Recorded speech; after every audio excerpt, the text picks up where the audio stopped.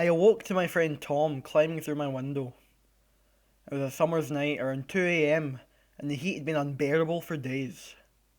For that reason alone, I'd left my window open slightly to let what cool air there was filter into my bedroom while I slept. It was a scrambling, panicked noise which brought me to consciousness, and immediately I thought someone was breaking into my home.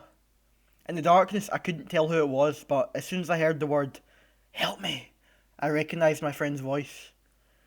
After turning on the light, I pulled Tom into the room and sat him down on my old brown armchair, which had seen better days. "Close the window," he seized, half shout, half whisper, and completely occupied by the nighttime scene outside. "Switch the light off." "Why?" I asked, confused and still half dazed. "It might see us." That word, it, sat in my mind, distilled and unerring. I would have laughed if Tom hadn't had such an unsettling look in his face. I'd never known him to be spooked by anything, and to see him so visibly shaken took me by surprise and filled me with trepidation. I switched off the light and my eyes adapted once more to the dark surroundings. Tom sat there with his head in his hands, the room lit dimly by the streetlights outside filtering through the blinds. "What's going on?" I said. "You won't believe me." He looked up at me, and even in the low light, I could see the sweat running down his temple. "Tom, man, whatever it is, it's okay." "No! You don't understand." "Try me," I said. And with that, he relayed his story in a hushed, wavering voice.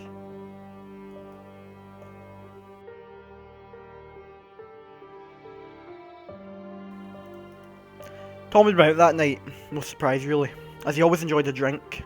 In fact, he enjoyed it a little too much.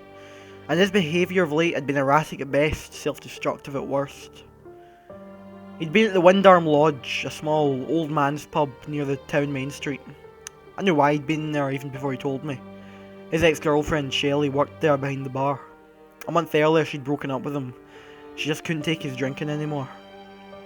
That night, Tom had dragged a mutual friend of ours, Greg, to the lodge, under the guise of a couple of drinks of pool and one drink. Come midnight, as the pub closed, Tom had to be dragged from the bar by the manager and thrown out into the street. He'd been pleading with Shelley to have a drink with him when she finished her shift. When this simple question turned into a bitter demand, he was quickly ejected.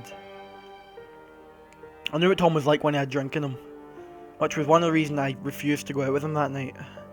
He'd been increasingly argumentative and unpleasant. The breakup with Shelley had made him even worse. We were all trying to help him the best we could. I'm not painting a good picture of him here, but trust me, when he was sober, he was a thoughtful and caring person, and a good friend. After staggering down a couple of streets and lanes, Tom produced a hip flask filled with whiskey which he carried in his pocket, and asked Greg to join him for a few more drinks on the way home. Greg refused, no doubt already having his fill, so it wasn't long before an argument broke out. Greg was just trying to help Tom up the road, but instead received drunken insults, Tom throwing around words that he'd regret in the morning. After a few minutes of verbal bashing, Greg gave up and made his own way home. Tom staggered along the road and cursed Shelley, Greg and the rest of the world for refusing to have another drink with him. There was nothing else for it but for Tom to drink alone. As he wandered along an empty street not far from where I live, the rain came on. Slight at first, but then torrential. So heavy was the downpour, in fact, that he was forced to take shelter and wait for it to pass. It just so happened that the street he was on, Serling Street, had its fair share of abandoned buildings, having once housed the workers of a now defunct factory. One house in particular had an old porch which encased the front doorway on either side, and had a pointed roof, which provided just enough shelter for one drunken 20-something during a downpour. Tom climbed a small fence and staggered across the weed-filled garden to the front door. I say the front door, but in reality it had been long since broken into, no doubt rotting somewhere inside the house alongside the unseen floorboards, roof beams and memories. No matter how drunk my friend was, he had no intention of exploring the inside, just wanted somewhere to stay dry, and the porch would provide just enough protection for that. And so, he sat on the front step, angry and embittered, the rain for the most part being rebuffed by the porch roof above. He waited there a while, looking out across the overgrown garden to the street beyond, the rain dancing off the tarmac. It seemed clear to Tom that he was going to be there for a while longer, and so, if all else fails, drink. He sat there, taking increasingly larger slugs from the hip flask, it filled with cheap whiskey and Tom filled with anger at the world, at Shelley, Greg, and everyone else who didn't understand. Now, Tom had a habit, common to most heavy drinkers, that when he would get to the precipice of and intoxicate most of his sober mind, he started to talk to himself. And that night, after the pub and a good portion of the hip flask, he began a conversation. He cursed at his friends and family, his situation, he called Shelley a whore, and beyond all else, he hated those around him for being so perfect and lecturing him on how to live his life. At least the drink wouldn't turn its back on him. That was something he always said he could rely on. The rain hadn't abated, falling with the same ferocity as it had from the start.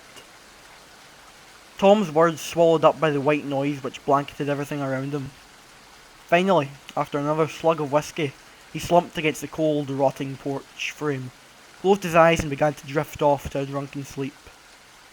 As he did so, he mumbled once more about Greg and Shelley's refusal to join him, that it was just one more drink for the road. It was then that Tom felt the drip of rain make its way through the crack above his head onto his forehead. And at the same time, the weight of something uncomfortable prodding into his shoulder. As he opened his eyes, he felt a warm, humid breeze flutter across his face, arid and stale, far removed from the air around him, which pulsated with each sheet of rain. I'll have a drink with you, breathed a gravelled voice into Tom's ear. He turned, startled and horrified by those words, only to be confronted by an unnatural, aberrant face, which rested its pointed chin onto his shoulder, its body poking out from the darkened doorway behind. The face was covered in dirt and grime, as if it spent decades beneath the earth, and had the shrouded appearance of ivory cloth pulled tightly over a withered frame, implying the skeletal features beneath, and showing every movement of jaw and bone. There are some sights which will sober even the most inebriated drunk, and this was one of them. Tom dived forward, falling onto a slabbed garden path, thinly concealed by weeds and soil. He screamed at the top of his lungs, only to be drowned out by the torrential rain and its million voices, engulfing his forsaken one. Clawing at the ground, he rushed to his feet and leapt over the garden fence and into the street, and then on into the rain, into the night, and away from that house, from wherever that thing had been disturbed there.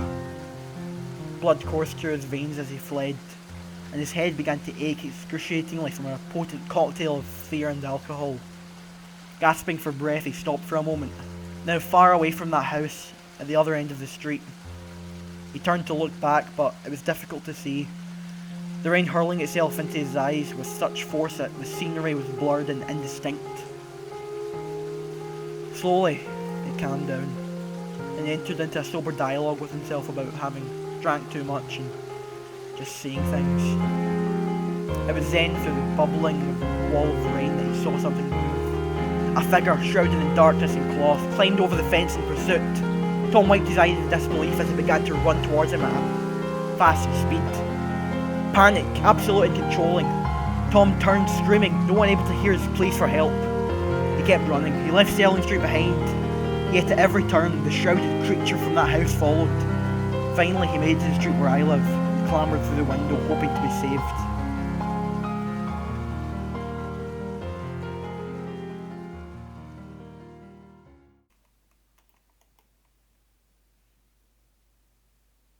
I stood there, in silence. He seemed so upset, so certain that he even had me believing his story for a moment. But then, what I saw as the truth presented itself. "Tom," I said gently, "you're bone dry." "What?" "No, I'm... He stopped as he ran his head over his clothes and through his hair. "There hasn't been a drop of rain in weeks, man. Tonight's just been as still as the others." "But..." He hesitated for a moment, shaking his head and rubbing his mouth with his hand. "No, I'm telling you, this happened. That thing is real. Tom, you've been drinking too much, and you probably just fell asleep in a daze you made it here." I placed my hand on his shoulder to reassure him. "Please, let's get you home. Give me a minute to change my clothes and I'll walk you over there. As I moved across the room, Tom pulled out his whiskey flask and took a big slug. Maybe you're right. Just need to sleep it off, I guess. I turned to put on the light, but before I had a chance to, Tom let out an almighty scream. I've genuinely never heard anything like it in my life. Utter fear, complete and distraught. He leapt to his feet, opened my window in hysteria, and fled into the night. 2 months passed since then. Myself, Greg, and Shelley, and our other friends who cared about Tom were unable to contact him. Indeed, the only reason I knew he was alive and not drowned in a river somewhere was because of his brother assured me that he'd spoken to him. Finally, one day Tom appeared at my front door looking as in good a shape as I've seen him in a long time. He claimed that he'd in fact went through an alcohol rehabilitation program which, while he still struggled with an urge to drink, he'd kept him sober for several weeks. He said that the tipping point, his lowest ebb, had been that night when he hallucinated that thing into being on Serling Street. Indeed, he said that for weeks, whenever he had a drink in him, the figure would appear from the darkness, following, chasing, never relenting. In the end, more than anything else, it was the fear of a mental illness taking hold and seeing that hallucination again which made him stop drinking. I was and I am still happy for Tom, and would hate to do anything to change his interpretation of the events. Doing so could perhaps undo his rehabilitation. You know, I'm sure he's alright, but about the whole thing being a hallucination and that, but that seems like the reasonable and obvious conclusion to have. But the thing is, I often lie in bed, kept awake by an uneasy memory, unsure whether to trust my own senses. For when Tom jumped back out of the window that night, I could have sworn that I saw something follow him from the corner of my room.